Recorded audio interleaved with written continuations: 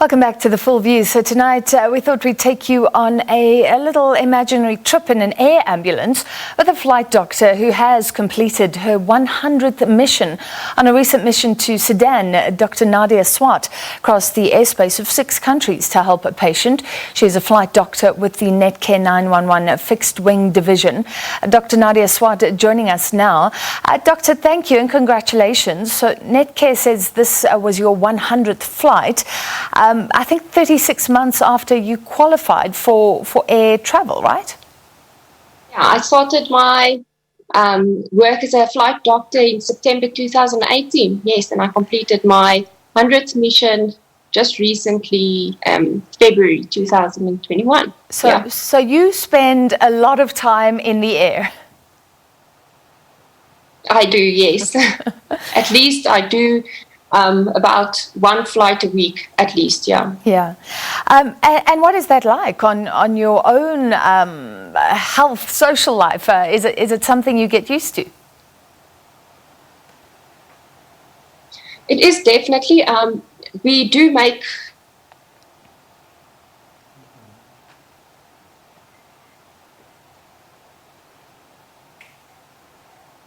Okay, unfortunately, we've lost Dr. Nadia Swart. We'll see if we can get her back up on the line. She's done her 100th mission flying to Sudan to rescue a patient. I was going to ask her about those details, what happens on the ground. It's a very interesting job. And then you go and rescue the patients, bring them back to South Africa, but they have to be stabilized and put in a condition where they can come home to receive medical care here. And a quick reminder coming up, Mondli Gungumbele, who was a close friend of Chris Hani, the first one on the scene when he was assassinated in 1993. We will be speaking to him after 7 o'clock tonight, looking back on the life and times of Chris Hani. Let's see if Dr. Nadia Swart is with us. Doctor, can you hear me? I think you're now with us on the telephone.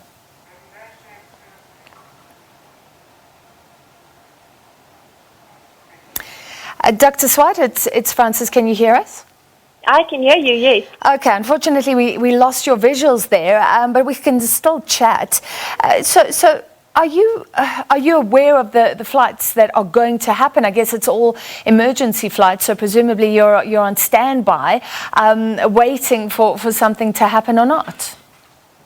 Yes, usually, so we don't really know about the flights before they happen. They are emergency flights, usually of critically ill patients that need to be transferred as soon as possible. But the arrangements of the flights usually take about a couple of hours to a couple of days. So if there is a flight that they can give us a heads up for, they usually do. But most of these are on short notice.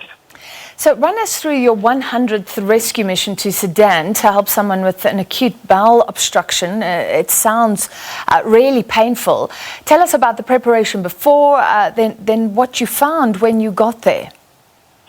So this flight was something that was quite urgent. We didn't have a lot of time to prepare for this mission, so we were dispatched quite quickly after the request for the flight came through.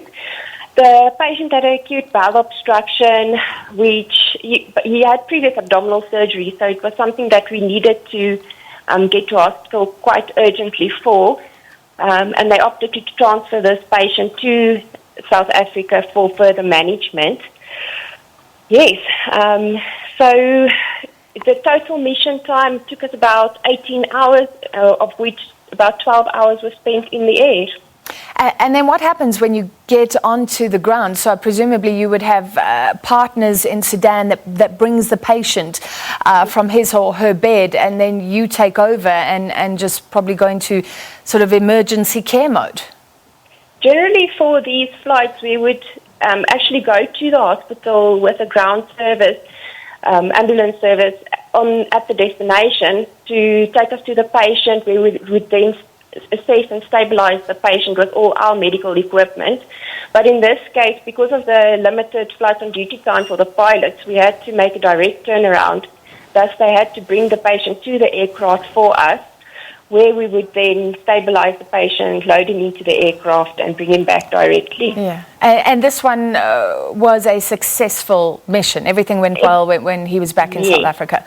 It was a successful mission, and it was quite uncomplicated. We didn't have any problems, And you've seen a lot of countries then, but you're kind of in and out, running to the hospital or on the tarmac and then back in the plane and back home. Yes, so I've visited about 23 countries for work, of which 21 is in Africa and the surrounding countries. So we do get to see the country a little bit, but mostly it's a direct turnaround. We come back directly, so we don't get to spend a lot of time in the country itself, but at least we get to see a little bit of the scenery. Yeah. What was your most interesting or maybe even the most hair-raising journey you've been on, or the most interesting medical case you've had to deal with? We've had some difficult flights. I think one of my most difficult flights was where it was a local flight where we were transporting a kid with a cardiac problem, and he actually went into cardiac arrest in flight, and thus we had to resuscitate him. So my paramedic and I had to resuscitate the patient, where you would usually require a large team for this process. It was just the two of us. Usually we can ask that if it's in a flight where one of the pilots can leave the cockpit, we ask one of the Guardian Air pilots to come give us a hand as well. But in this flight, we had to resuscitate the patient on our own. So that's one of my most difficult flights. And was he saved? It was a successful resuscitation, yes. Quickly, you say the dynamic between you and the paramedic and the pilot, everything is very important, but highly stressful. Do you ever sort of land up screaming at each other, or is that teamwork incredibly important? I think we all understand each other very well. We do get along very well, and the team dynamic is amazing. So generally, everything goes smoothly in flight. All right, 100 missions. Congrats again. Thank you very much for sharing some of that with us tonight. That was Flight Doctor Nadia Swart.